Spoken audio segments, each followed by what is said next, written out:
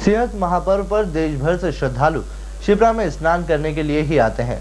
इनमें कुछ तो वीआईपी होते हैं और बहुत से आम श्रद्धालु। आम श्रद्धालुओं के साथ ही शिप्रा के घाट पर खास लोगों के लिए खास इंतजाम है। आइए देखते हैं घाट घाट की महिमा।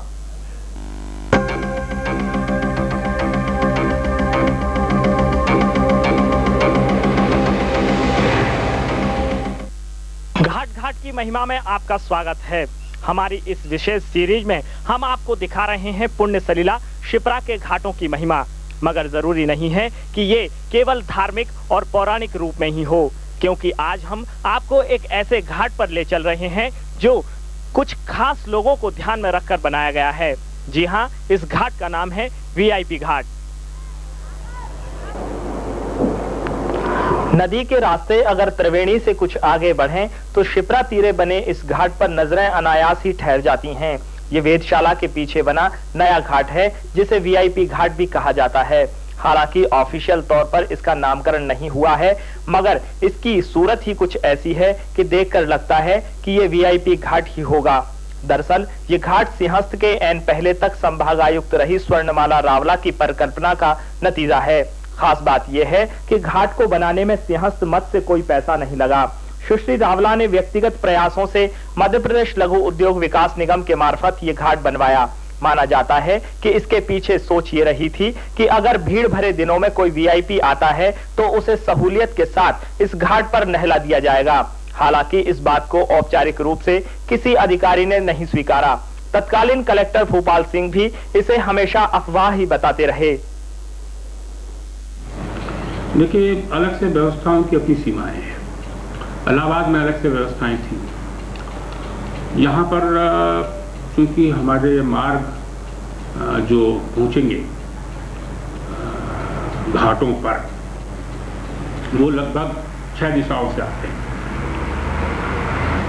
तो अलग से कोई वीआईपी मार्ग हम निश्चित कर लें ऐसा हमारे लिए संभव नहीं। कोई घाट वगैरह भी बनाया गया है? वेधशाला के पीछे घाट बनाया, ऐसा कहा जा रहा है कि वीआईपी घाट है। कृपया अफवाहों पर ध्यान न दें। सिंहस्थ शुरू होने के बाद हालांकि वीआईपी के नाम पर कोई बड़ा नाम तो इस घाट पर नहाने नहीं आया, मगर प्रदेश और केंद्र के कुछ बड़े अफसर और न्यायाधीश संत आसाराम बापू आदि अभी इस घाट पर वीआईपी स्नान कर चुके हैं। वेधशाला के पीछे बने इस घाट की बनावट और सजावट देखने के बाद इतना तो पता लग जाता है कि ये कोई आम घाट नहीं है। जाहिर है ऐसे में इसे वीआईपी घाट ही कहा जाएगा।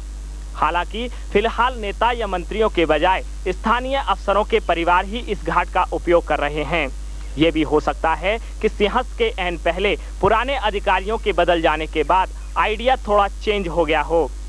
बहरहाल हम चलते हैं गौ घाट की ओर।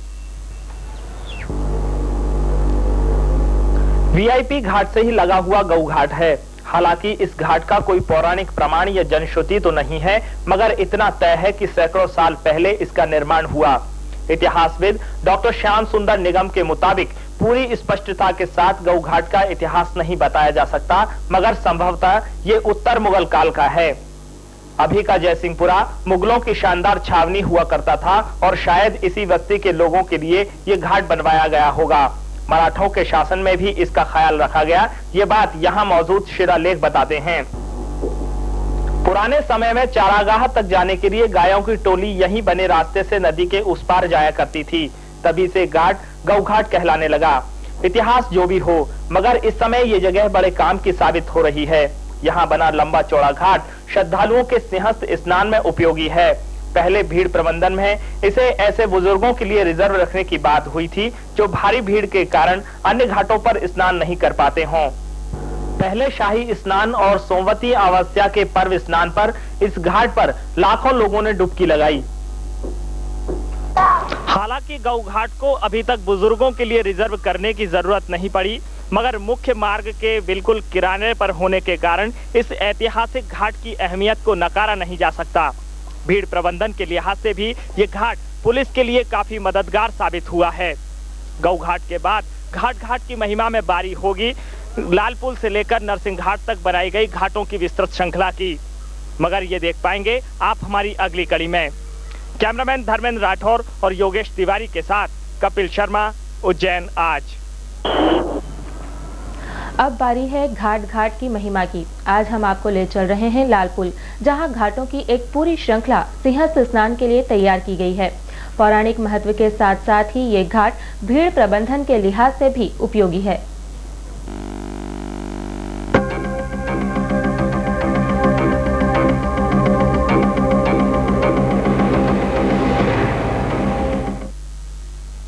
घाट घाट की महिमा में आपका स्वागत है। आज हम आपको बता रहे हैं लाल पुल से लगाकर कर्कराज मंदिर तक बनाए गए घाटों की महिमा। सिंहस्थ में उमड़ने वाली भीड़ के मद्देनजर इस क्षेत्र में शिप्रा के दोनों किनारों पर घाटों की एक लंबी श्रृंखला तैयार की गई है। पुलिस के क्राउड मैनेजमेंट प्लान को ध्यान में रखकर इन घाटों को डिजाइन किया गया है। खास बात यह है कि सिंहस्थ स्नान का पूरा दारोमदार भी इन्हीं घाटों पर रखा गया है। दूर तक फैली घाटों की ये लंबी श्रृंखला नई जरूर है, मगर इस बार के सिंहस्थ का प्रमुख आकर्षण भी यही है।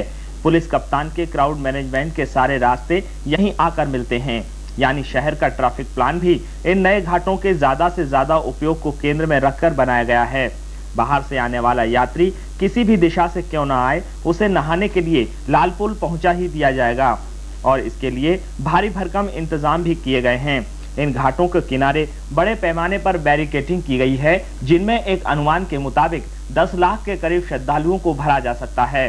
पुलिस कप्तान उपेंद्र जैन इस पर कहते हैं कि ये जरूरी है कि लोग उज्जैन आकर स्नान करें, मगर सभी को रामघाट पर नहलाना उनके लिए संभव नहीं है।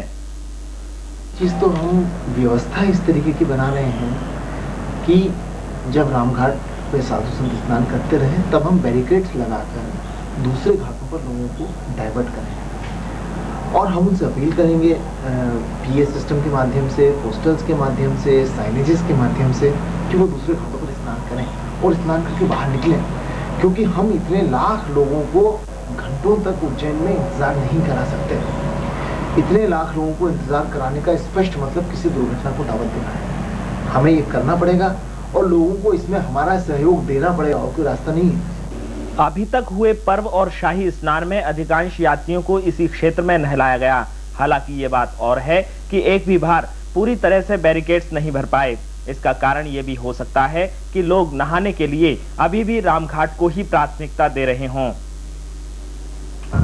भले ही लाल पुल से कर्कराज मंदिर तक सभी घाट नए बने हों, मगर क्राउड मैनेजमेंट के अलावा पौराणिक मायनों में भी इनका महत्व कुछ कम नहीं है। माना जाता है कि ये पूरा क्षेत्र सिद्ध क्षेत्र है और यहाँ पर शिप्रा किनारे स्नान करने से उसी पुण्य फल की प्राप्ति होती है जो सदियों पहले पुराणों में वर्णित किया गया है। भूखी माता मंदिर की ओर 1992 में घाट निर्माण हुआ था और ये घाट बड़ा उपयोगी साबित हुआ। इस बार पिछले सिंहस्थ से कहीं ज्यादा श्रद्धालुओं के आने का अनुमान है। इसकी कई वजह हैं जो एसपी के लैपटॉप में भी दर्ज हैं। बहरहाल भूखी माता का प्राचीन मंदिर होने से इस घाट की अहमियत और भी बढ़ जाती है। तंत्र विद्याओं की देवी भुवनेश्वरी का ये स्थान 10 महाविद्याओं में गिना जाता है। घाट के महत्व और यहाँ के दान के महत्व को जानते हैं हमारे विशेषज्ञ पंडित केदार नारायण शुक्ल से।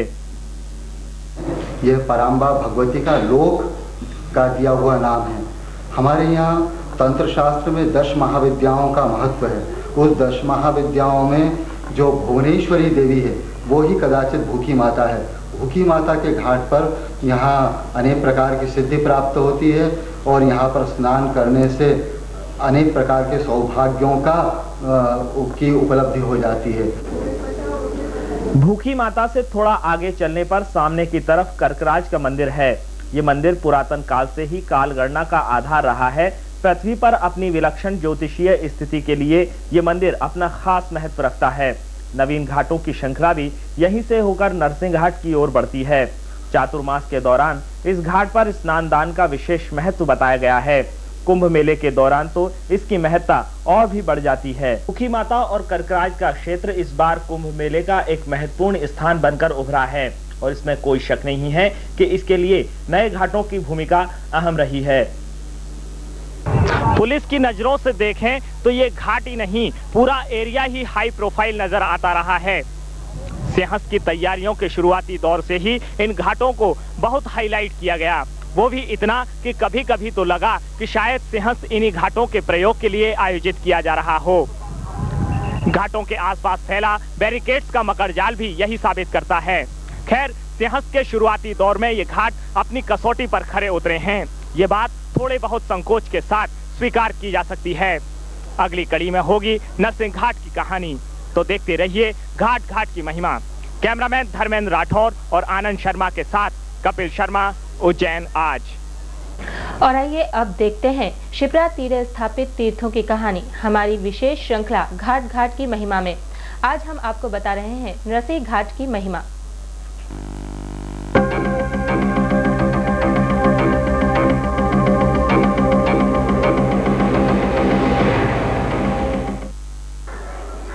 घाट घाट की महिमा में आपका स्वागत है।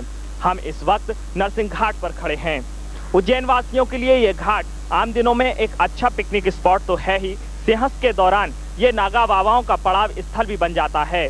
हालांकि ये बात और है कि सिंहस्थ की तैयारियों के अंतिम दौर तक पुलिस के लिए ये घाट आंखों की किरकिरी ही बना रहा। नरसिंह घाट उज्जैनी तीर्थ परंपरा का एक परिचित नाम है और यहाँ साल भर धार्मिक गतिविधियां चलती रहती हैं। नरसिंह घाट पर क्षिप्रा अपनी चरम गहराई पर है और पुराने समय से ही यहाँ लंबे चौड़े घाट बने हुए हैं, जो इस बार पुलिस के भीड़ प्रबंधन से परे बने रहे।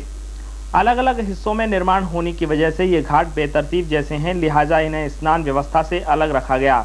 क्राउड मैनेजमेंट के तहत नरसिंह घाट को भीड़ के लिए उपयुक्त नहीं माना गया, लिहाजा बैरिकेडिंग के जरिए लाल पुल और हरसिद्धि से आने वाले श्रद्धालुओं को वरुण और संगम घाट की तरफ निकाला गया। हालांकि घाट पर नहाने के लिए मनाही नहीं की गई है, मगर पुलिस की कोशिश यही रही है कि नरसिंह घाट पर कम से कम श्रद्धालु नहाएं, क्योंकि एक तो यहाँ के घाट ढलान वाले हैं और ऊंचाई लिए हुए हैं, दूसरा इस स्थान पर नदी में पानी बहुत गहरा है, लिहाजा बतौर एहतियात यहाँ तमाम तरह की पाबंदियां रखी गई हैं। जाहिर है पुलिस की कोशिश यही रही कि इन घाटों पर भीड़ जमा न होने पाए।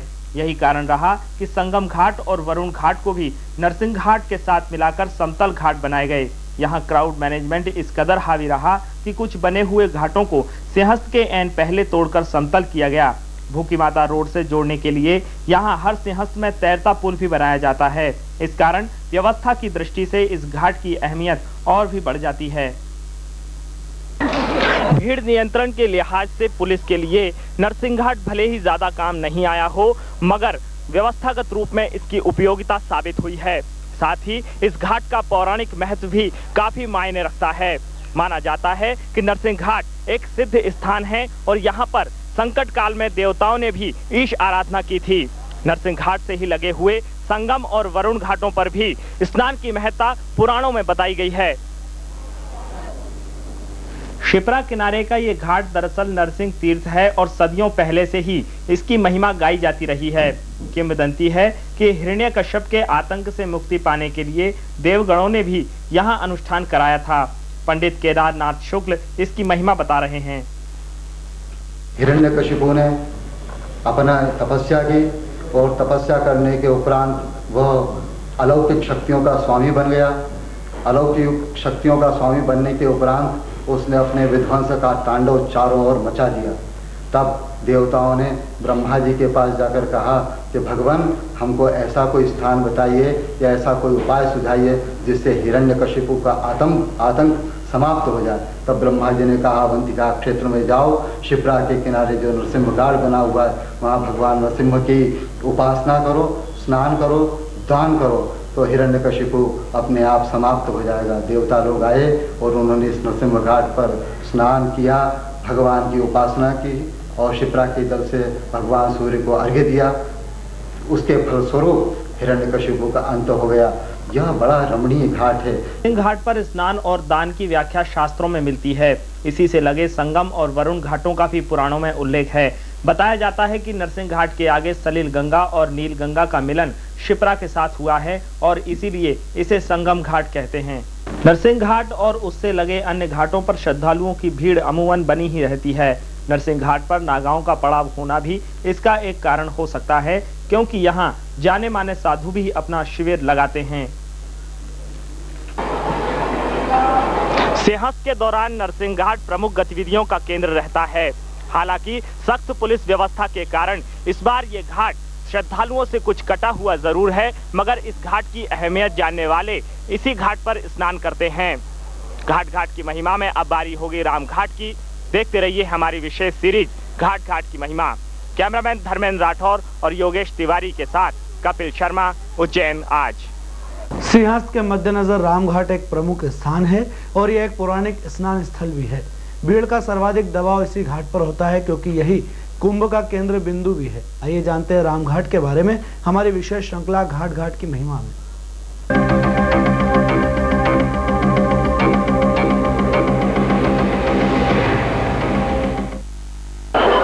घाट घाट की महिमा में आपका स्वागत है। आज हम आपको ले चल रहे हैं रामघाट, जहां आकर सभी आस्थाएं एक निष्ठ हो जाती हैं। इस घाट का अपना एक अलग इतिहास तो है ही, लोगों ने भी शिप्रा में स्नान के लिए इस घाट के साथ अपनी आस्थाएं जोड़ रखी हैं। यही कारण है कि सिंहस्थ के दौरान जब भी रामघाट का नाम आता है तो पुलिस ही नहीं, प्रशासन के अधिकारियों को भी भीड़ का भय सताने लगता है। रामघाट की शुरुआत पिशाचेश्वर महादेव से होती है और गंधवती घाट तक इसका विस्तार है। नासिक में रामकुंड पर कुंभ के दौरान हुए हादसे ने अचानक ही रामघाट को जिला प्रशासन की नजर में एक संवेदनशील स्थान बना दिया। सिंहस्थ की तैयारियों के दौर में अक्सर ये देखा गया कि रामघाट पर पैर रखते ही पुलिस और प्रशासन के आला अधिकारियों को भीड़ का भय सताने लगता है। स्नान के दिनों में शहर के गली मोहल्लों की नाकेबंदी भी इसी भीड़ के भय का नतीजा है। भीड़ प्रबंधन की कमान संभाल रहे पुलिस कप्तान से पूछें तो उनके पास नासिक हादसे से मिले सबक का हथियार हमेशा मौजूद होता है। लेकिन शाही स्नान के दिन जब सारे साधु संतों को रामघाट और दत्तखाड़ा घाट पे स्नान करना है तो हमें इन घाटों को उनके लिए रोकना पड़ता है। अब दो चीजें हैं, या तो ये कि जब तक ये इन घाटों पे साधु संतों का स्नान चल रहा है तब तक लोग इंतजार करते रहे और लाखों का भीड़ जो है वो जमा होता है और नासिक जैसा हादसा हो, जैसा नासिक में हुआ, गलती यही हुई। नासिक वालों ने भी ये सोचा था कि सब लोग रामकुंड पे नहाने, तो जितनी देर साधु संतों का स्नान चलता रहा उतनी देर उन्होंने सारे क्राउड को रोके रखा।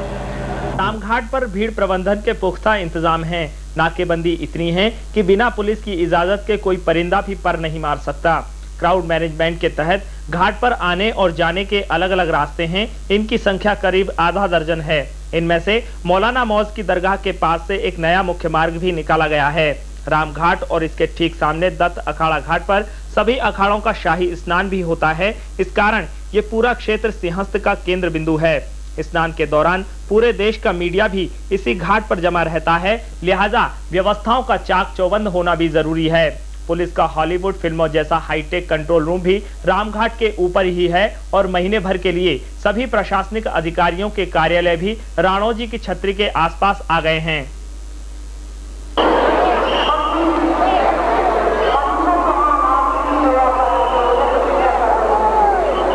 ये तो रामघाट पर क्राउड मैनेजमेंट की बात हुई, मगर हम महिमा की बात करें तो इस मामले में भी रामघाट का इतिहास काफी समृद्ध रहा है। लोगों की आस्था भी इस घाट से इस कदर जुड़ी हुई है कि वे किसी भी कीमत पर रामघाट पर ही स्नान करना चाहते हैं, चाहे फिर इसके लिए उन्हें रात भर कड़ी मशक्कत करनी पड़े या फिर दिन की कड़ी धूप में लंबा इंतजार। इस सिंहस्थ के पिछले 2 शाही स्नान इस बात के साक्षी रहे हैं कि श्रद्धालु, इनमें भी खासकर उज्जैन वासी, रामघाट पर स्नान करने के लिए रात भर या कड़ी धूप में दिन भर भी इंतजार कर सकते हैं। इसके पीछे उनके पास पर्याप्त कारण भी हैं। एक तो यहाँ जाने माने साधु महात्मा स्नान करते हैं, दूसरे भगवान राम ने भी अपने समय में इसी घाट पर स्नान किया था। घाट पर प्राचीन महत्व वाले कई देव मंदिर भी हैं और शिप्रा आरती भी यहीं की जाती है। पिशाचेश्वर महादेव से शुरू होने वाले इस घाट के साथ कई पौराणिक किंवदंतियां भी जुड़ी हैं। घाट पर स्नान और दान के महत्व को जानते हैं पंडित केदारनाथ शुक्ल से। सिंहस्थ के समय जो जितने भी स्नान हैं, पार्वण स्नान है, उन पार्वण स्नानों पर यहाँ पर कुंभ का दान किया जाना चाहिए। वह कुंभ या तो स्वर्ण का हो या रजत का हो अथवा और किसी धातु का हो अथवा न तो मृत्तिका का हो। उस पर एक जोड़ा वस्त्र होना चाहिए, उसमें कुछ मोती रखे जाएं, कुछ स्वर्ण रखा जाए और उसके साथ दक्षिणा रखी जाए, कुछ ऋतुफल उसमें रखे जाना चाहिए और वह फिर किसी योग्य ब्राह्मण को संकल्प पूर्वक निश्चल मन से अपने उस ब्राह्मण को गोत्रोच्चार पूर्वक दान देना चाहिए। रामघाट एक ऐसा स्थान है जिसे हमने इतिहास में और वर्तमान में और भविष्य में एक ऐसा चिन्ह माना है, ऐसा प्रतीक माना है, जो उज्जैन में महाकाल दर्शन के पूर्व शिप्रा स्नान के लिए जो कोई श्रद्धालु आता है उसे शिप्रा स्नान करके फिर महाकाल जाने का और महाकाल में दर्शन करने का अधिकार प्राप्त होता है। रामघाट के ठीक सामने दत्त अखाड़ा घाट भी विस्तार लिए हुए है और शैव सन्यासियों का स्नान स्थल होने की वजह से यह भी श्रद्धालुओं की श्रद्धा का केंद्र है। गदवती कुंड और सुंदर कुंड की महत्ता भी रामघाट में ही समाहित है। छोटे पुल के पार शिप्रा के पश्चिमी तट पर केदार घाट है। यहाँ 84 महादेव में वर्णित किए गए केदारेश्वर महादेव का मंदिर है। इस घाट पर भी बड़ी संख्या में श्रद्धालु स्नान करते हैं। इस घाट की पुराणों में व्याख्या है और विशिष्ट महिमा भी बताई गई है, जिसे पंडित शुक्ल आपको बता रहे हैं। समस्त देवता लोग हिमालय पर रहते थे और हिमालय पर निवास करते थे। तब वहाँ पर शीत बाधा होने लगी तो भगवान ब्रह्मा जी के पास गए सब देवता लोग मिलकर और कहा, भगवान हमको ऐसी कोई स्थान बताइए जहाँ पर शीत की बाधा न हो और वसंत और ग्रीष्म का निरंतर संभार, उसका वैभव हमको प्राप्त होता रहे। तब भगवान ब्रह्मा जी ने कहा कि मैं केदारेश्वर जो इस हिमालय पर स्थित हैं उनके सहित ऐसे स्थान का निर्माण करता हूँ जहाँ पर आपको किसी प्रकार की शीत की बाधा नहीं होगी। यह घाट शिप्रा के किनारे है और यहाँ पर स्नान करने से अब भगवान केदारेश्वर का भी दर्शन का पुण्य फल प्राप्त होता है। रामघाट और कालांतर में हुए इसके विस्तार की पौराणिक महिमा तो अपने आप में अनूठी है ही। नदियों के किनारे विकसित हुई सभ्यताओं का आधुनिक प्रतिनिधि भी इसे माना जा सकता है।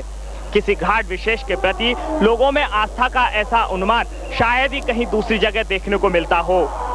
घाटों की महिमा का ये सफर जारी रहेगा। देखते रहिए हमारी विशेष प्रस्तुति घाट घाट की महिमा। कैमरामैन धर्मेंद्र राठौर और योगेश तिवारी के साथ कपिल शर्मा, उज्जैन आज।